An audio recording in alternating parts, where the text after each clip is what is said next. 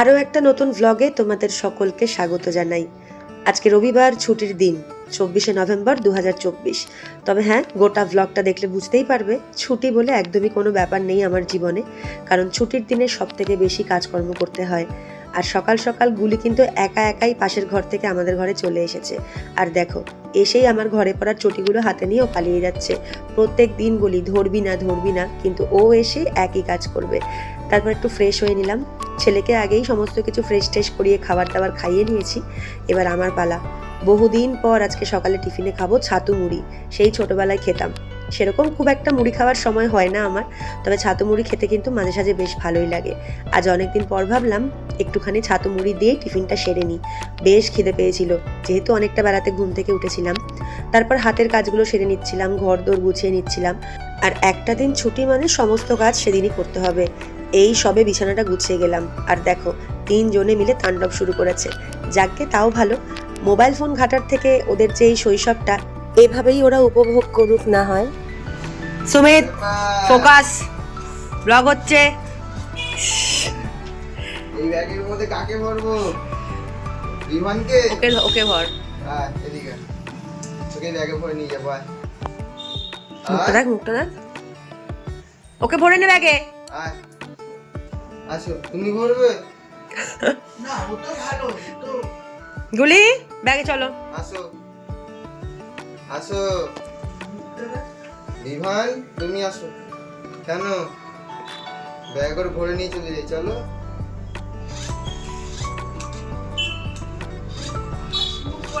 সুমিতকে আসতে দেখে 3 জনে পুরো ভয়ে সেটিয়ে গেছে। ভালো, মাঝে মাঝে কাউকে একটু ভয় পাওয়া ভালো, না হলে কিছুতেই কথা শুনতে চায় না।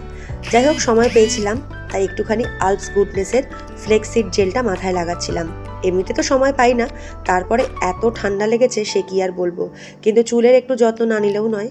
তারপর অনেক জামা কাপড় কাঁচাকুচির জন্য মেশিনে দিয়েছিলাম, আর কাঁচা জামা কাপড়গুলো ভাঁজ করছিলাম। কাজের তো শেষ নেই, একটার পর একটা চলতেই থাকছে। তারপর পুচকেকে স্নান ঠান করিয়ে দিয়ে একেবারে সুন্দর করে চুল ঠুল আঁচড়ে দিলাম। তারপর নিজেও স্নান করলাম। এখন বসেছি ওকে খাওয়াতে। ওর খাওয়া হয়ে গেছে। আর সকাল থেকে তোমরা দেখেছো আজকে আমি কোনো রকম রান্নাবান্না কিছু করিনি। তার কারণ এটাই, গতকাল রাতে বানিয়েছিলাম চিকেন বিরিয়ানি আর চিকেন রেজালা। একটু বেশি করেই বানিয়েছিলাম যাতে দুপুরবেলাতেও খেতে পারি। আসলে বিরিয়ানিটা এতটাই ভালোবাসি, তাই একটু বেশি করে না করলে একদমই মন ভালো লাগে না। মন ভরে পেট পুড়ে খেয়ে দিয়ে ছাদে আসলাম একটু চুলটা শোকাতে। আর সঙ্গে এনারাও পিছু পিছু চলে এসেছে। এখন নাকি ওনারা খেলাধুলা করবেন। ঠিক আছে, খাওয়া দাওয়ার পর একটুখানি হালকা শীতে রোদের তাপ বেশ ভালোই লাগে। অনেকক্ষণ খেলাধুলা হলো, তারপর ঘরে গিয়ে একটু ঘুমিয়েও ছিলাম। আর এখন রেডি হচ্ছি প্রোগ্রামে যাওয়ার জন্য। ছেলেটাকেও ঘুম পাড়িয়েছিলাম, কিন্তু সে আর ঘুমিয়ে থাকলো না। কখন মা বেরোবে সেই তককে তককে ঘাপটি মেরে শুয়েছিল। যাই হোক, আমি এখন তাড়াহুড়ো করে রেডি হয়ে নিচ্ছি। বাপিও বাড়িতে নেই, একটু পরেই চলে আসবে। আর ও এসে কিন্তু সবার আগে আমাকে আরেকবার স্টেশনে দিয়ে আসতে যাচ্ছে, না হলে আবার টোটো করে যাওয়ার ঝামেলা, হেঁটে যাওয়ার ঝামেলা। বাপিরও আজকে শো রয়েছে, তবে ওর আলাদা স্পটে, আমার আলাদা স্পটে। তাই আমার বেরোনোর টাইমটা যেহেতু আগে ছিল, তাই ও আগেই আমাকে স্টেশনে দিয়ে আসছিল। বেশ ঠান্ডা কিন্তু বাইরে পড়েই গেছে। তখন সবে বিকেল 4:30-5টা হবে, কিন্তু একটা শিনশিনে হাওয়া কিন্তু দিচ্ছিল। আর আমার গলার শব্দ শুনে বুঝতেই পারছো ঠিক কতটা পরিমাণ ঠান্ডা আমার লেগেছে। তা সত্ত্বেও এরকম খোলা মাথায় ঘুরে বেড়াচ্ছি। যাই হোক, 3 নম্বর প্ল্যাটফর্মে আমার আসার কিছুক্ষণ আগেই বিপাশা চলে এসেছিল। ও এসে অপেক্ষা করছিল, আর একটু পরেই আমাদের ট্রেনও চলে আসবে। কিন্তু রবিবার একেই ট্রেনটা বেশ লেট করেছিল, সময় মতো আসেনি। প্রায় 15 মিনিট পর ট্রেনটা এসেছিল। তারকেশ্বর লোকাল এমনিতেই একটু লেট করে ছাড়ে। তারপর ট্রেন আসার পর ট্রেনের দিকে রওনা দিচ্ছি। আর ভালোই ভিড় ছিল কিন্তু ট্রেনটাতে, মোটামুটি শেওড়াফুলিতেই পুরো ট্রেন ফাঁকা হয়ে গেছিলো। আমরাও গিয়ে ট্রেনে বসে অপেক্ষা করছিলাম বাকিদের জন্য। আর শ্রীরামপুর আসতেই চলে এসেছেন মহারানী। আর আসার পর এইটুকুনি জায়গার মধ্যে এত ঠেলাঠালি করে বসেছে, দেখো আমার অবস্থাটা পুরো চিপসে গেছি।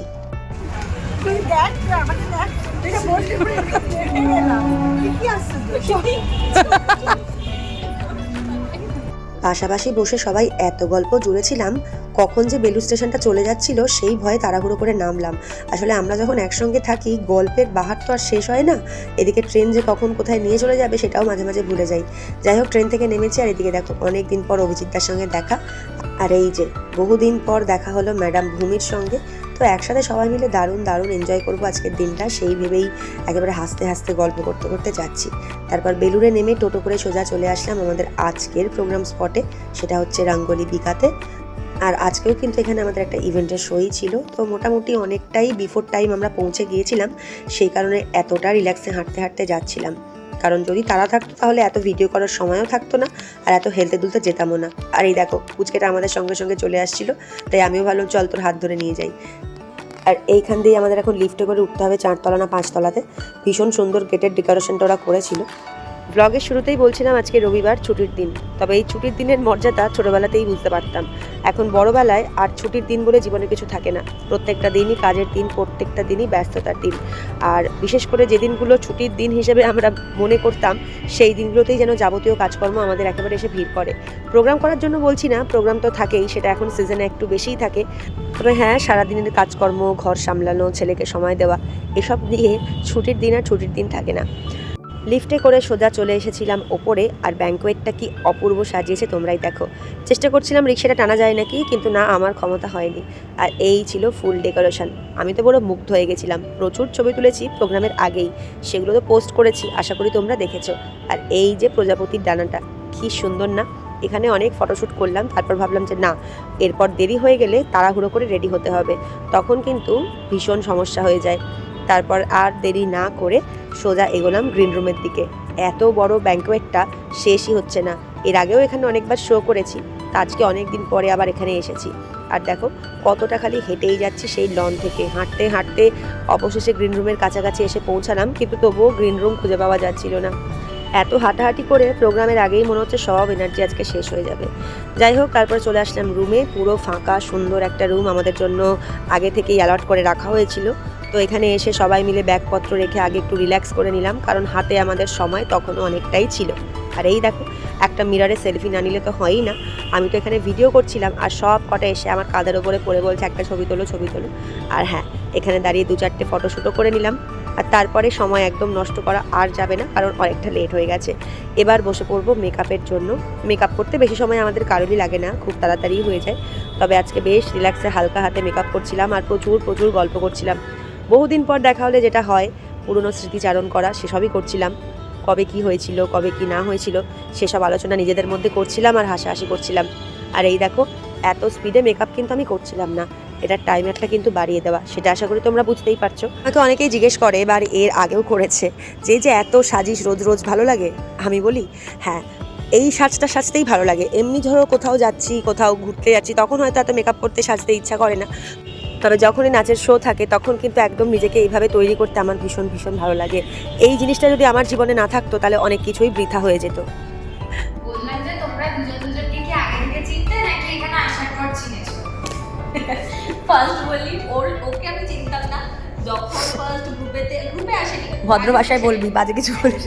বালি হলতে ফার্স্ট দেখা হয়েছে, দাঁড়িয়ে আছে আমি আর দেবস্মিতা আর মিঠুনদার সাথে দুটো মেয়ে দাঁড়িয়ে আছে, শিটকা এরকম ছিটকে মিটকে দেখি দুজন দাঁড়িয়ে আছে। তার মধ্যে তখন শ্রেয়ার মুখে প্রচুর পিম্পলের দাগ, পিম্পল ভর্তি হয়েছিল, ঠিক আছে? এইসব আমি আর দেবস্মিতা বলছি কে কিরকম একটা দাঁড়িয়ে আছে না, মুখ কেমন যেন একটুখানি দিয়ে তাই ও প্রোগ্রাম স্পটেই যাওয়া হলো।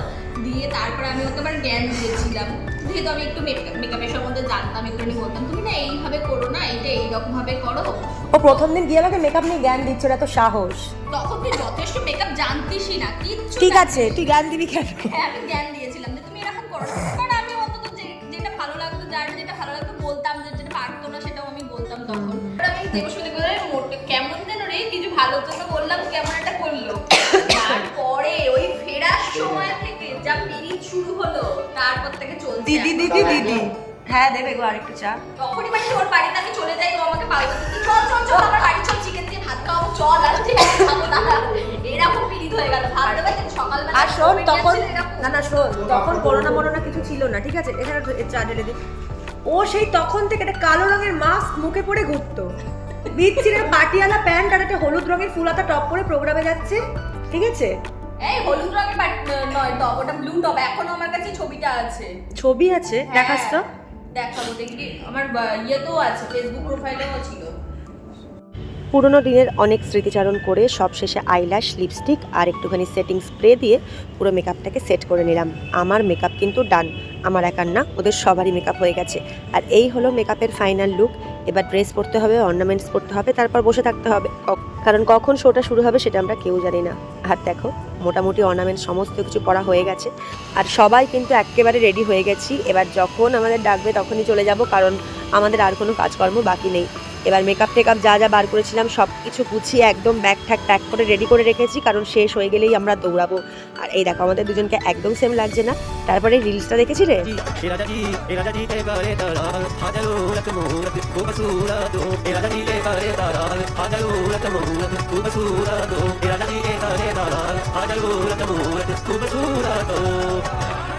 রিলস করে ফটোশ্যুট করে আমাদের কিন্তু প্রোগ্রামও শেষ হয়ে গিয়েছিল।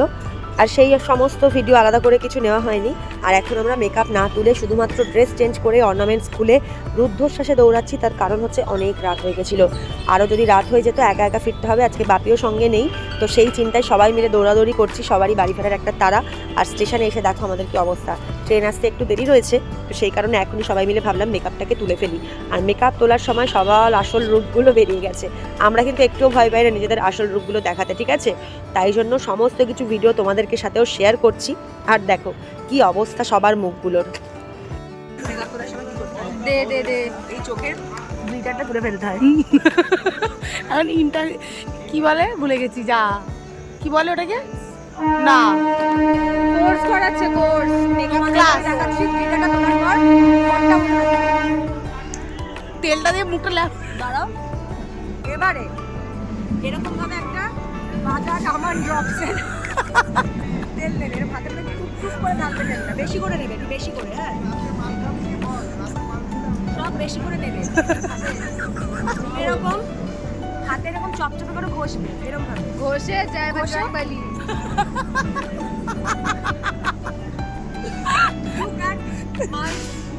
বর্তমান ফেস না, সবাই আমাকে ডাকো, আমি একটা সুন্দর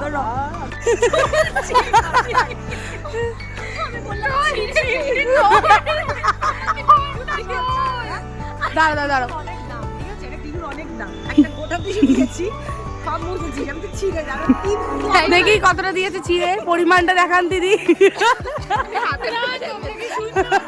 সকাল থেকে রাত পর্যন্ত সারা দিনের যাবতীয় কাজকর্ম তোমাদের সঙ্গে শেয়ার করলাম একটু একটু করে। হ্যাঁ, সবটা তো আর তুলে ধরা সম্ভব নয়, কারণ কিছুটা সময় নিজেরও রেস্টের প্রয়োজন, তাই যেটুকু সময় পারলাম তোমাদেরকে দেখানোর চেষ্টা করলাম। A day in my life, কী করি না করি সবটাই তোমরা আশা করি জানতে পারো।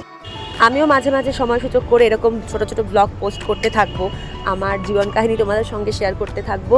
তোমাদের কেমন লাগে জানাতে ভুলো না। সবাই খুব ভালো থেকো, সাবধানে থেকো, সুস্থ থেকো। আজকের ব্লগটা এখানেই শেষ করছি, আজকের মতো এখানেই টাটা।